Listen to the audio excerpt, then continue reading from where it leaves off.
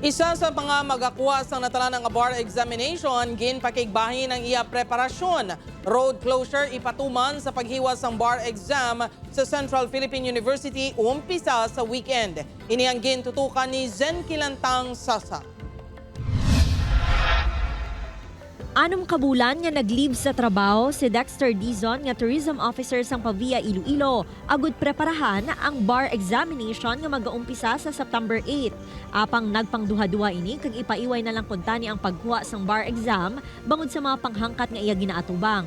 Istorya sini na ospital siya bangod sang food poisoning kag dugang pa nga na aksidente ang iya iloy rason nga nadula ang iya konsentrasyon sa pagtuon. Apang sa pihak sa mga pagtilaw, pursigido ini sa gihapon nga magkuha sang bar exam. Amo na nga subong niya, fight nang ikuya.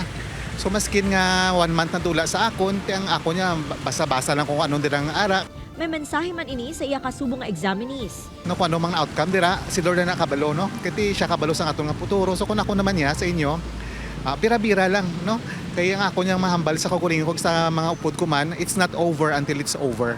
So fight. Nagapanghanda naman ang Central Philippine University nga mangin venue sang bar exam.